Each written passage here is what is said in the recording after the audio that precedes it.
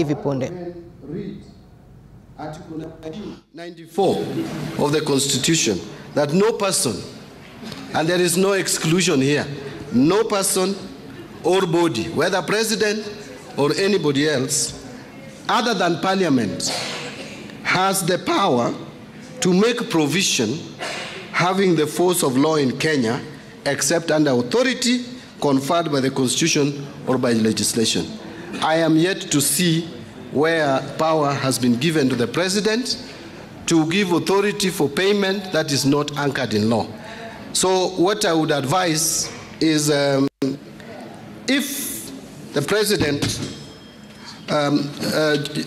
initiate through the executive a legislative proposal which would now give me the legal basis upon which this payment can be made, I will obey. Senator Lekina, Senator for Narok County, since when did we start? In fact, it was in Kiswahili, but I'm trying to translate it into English, that an agreement by 3 CSS be changed. I am not changing the task force report. What I'm saying, that task force report has made recommendations. Those recommendations now should be anchored in law to allow me to make payment to former councillors. And when did this change? It has not changed.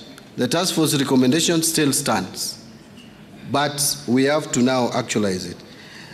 Did Professor Njuguna Ndung'u speak to the Attorney General before coming before the Senate? I wish I knew.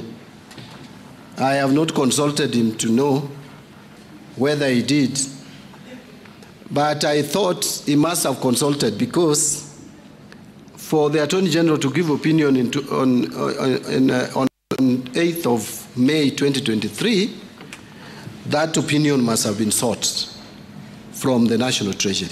And the CS then was Professor Njuguna Ndung'u. So I am very sure he must have, in one way, communicated with the Attorney General.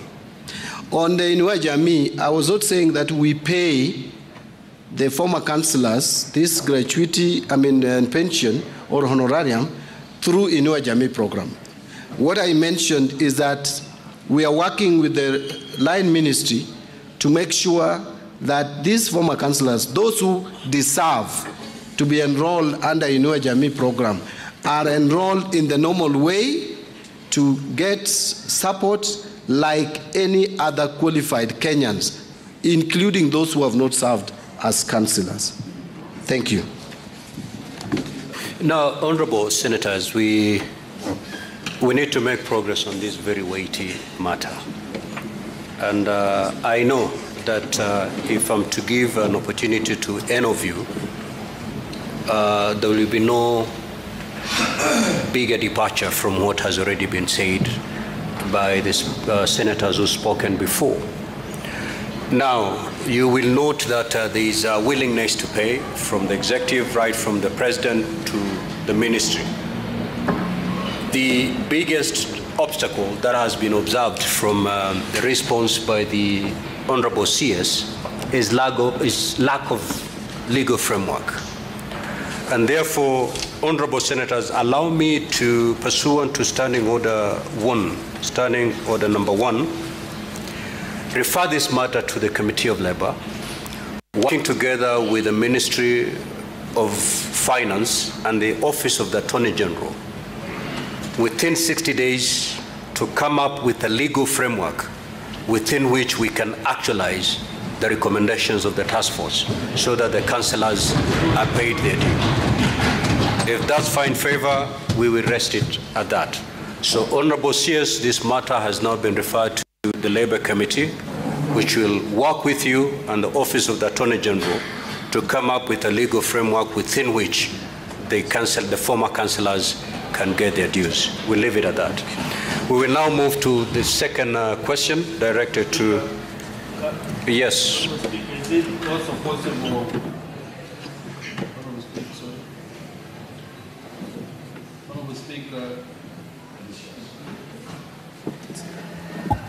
Honorable Speaker, thank you for your guidance, and I okay with your guidance, and I've realized the lacuna where it is. So, Mr. Speaker, I was asking, is it possible also to include the Committee on Budget and Finance? Because it is very critical on this matter. That is the committee that can also be able to get CS Mbadi anytime they want to meet him.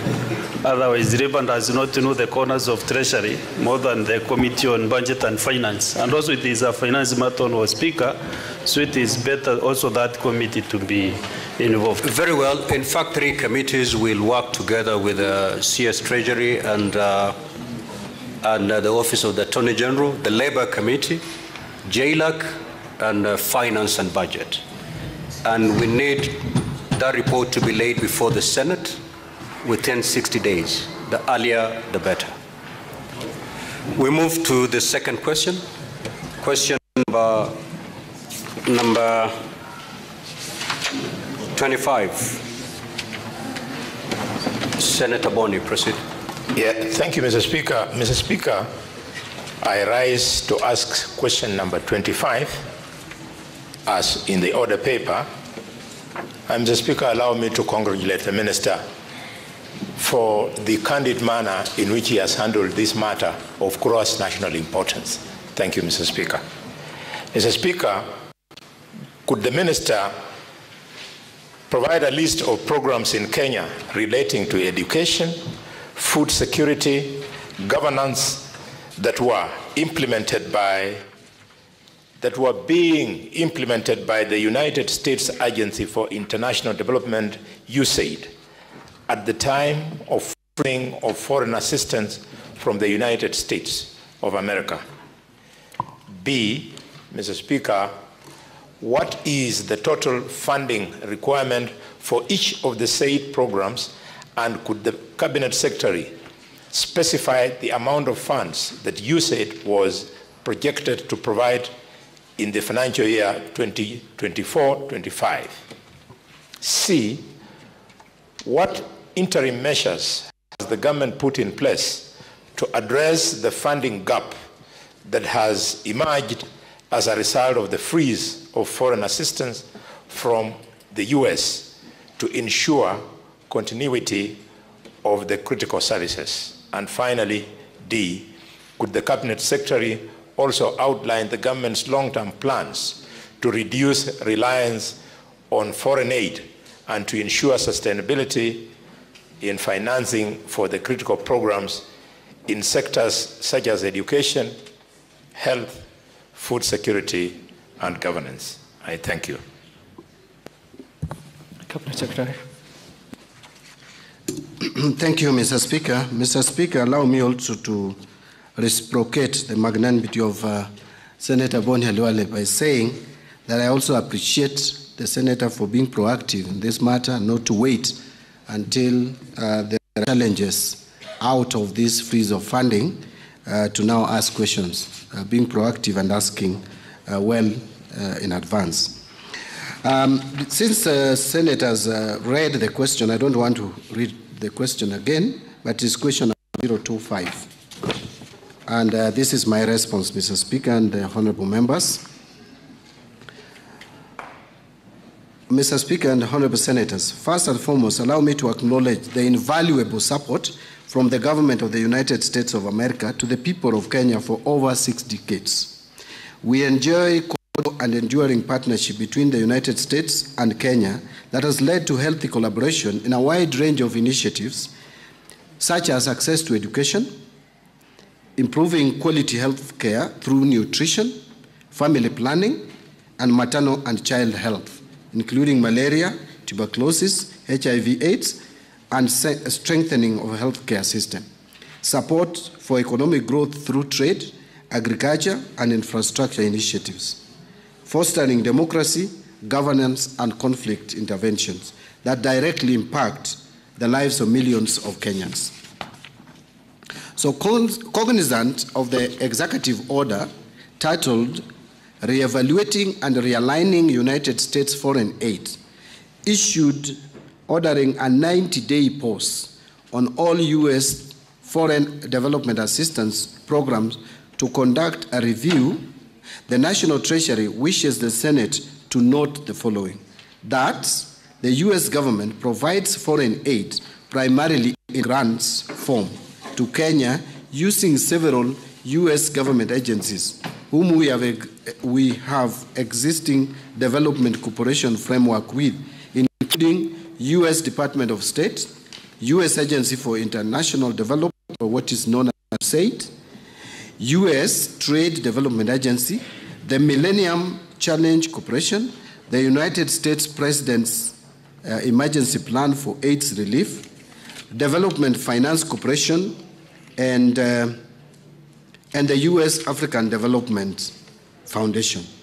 We signed the Development Cooperation Framework Agreements, DCFA, with USAID on the 8th of December 2019. The initial contribution was $50,016,204, but this has since been increased to $1,695,978,754, which is equivalent to 220 million, to Kenya shillings 220,477,238,020. So the DCFA is valid up to 30th of September 2028. Mr. Speaker, with those highlights, now I wish to respond to the question number 25 by the Senator for Kakamega County, Senator Boni Alwale, as follows. On the question of could the Cabinet Secretary provide a list of all programs in Kenya relating to education, food security, and governance that were being implemented by the United States Agency for International Development at the time of freezing of the foreign assistance to the United States of America, I wish to state, Honorable Speaker, that attached to my written response is the list of the United States Agency for International Development, or USAID-funded programs in Kenya relating to education, food security, and governance, which are appended as Annex number 1. And other education, if you go to that annex, page 14, my submission. Naam, ni waziri huyo John Mbadi akihojiwa na bunge la Senate.